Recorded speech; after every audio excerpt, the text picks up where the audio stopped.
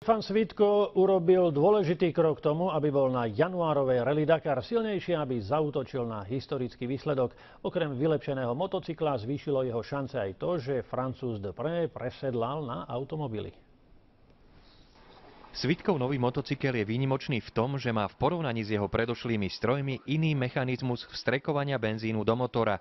Vďaka nemu už nebude strácať rýchlosť vo vysokých nadmorských výškach. Minulý rok som išiel na plný plyn možno 90 a jazdec ma prebehol možno 30 km viac. To bolo poznať hlavne to strekovanie v tých vysokých nejakých 3,5 tisícach, kde sme mali jednu etapu celú. Takže minulý rok bol Dakar hlavne o tom výkone motorky. A samozrejme tá motorka je o nejakých 10 kg ľahšia, takže to tiež určite pomôže k dobrému výsledku. Štefanovi teraz vypadol zo zoznamu najväčších konkurentov 5-násobný víťaz púštneho dobrodružstva Cyril Depré. Jeden odišiel a ďalší dva dobrí prídu.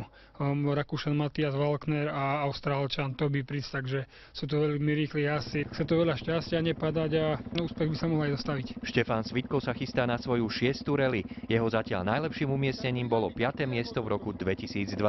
Teraz máme kopu starosti s prípravou motorky a asistenčného auta, ale 20. o 10:30 nakladáme Le Havre a potom trošku tieto starosti opadnú. 5-krát som bol na Dakare a nikdy som nejazdil až do Dakaru na motorke, lebo nám počasie nedovoľovalo, takže skúsim tentokrát niečo nové a skúsiť jazdiť na motorke až do štartu samotného Dakaru.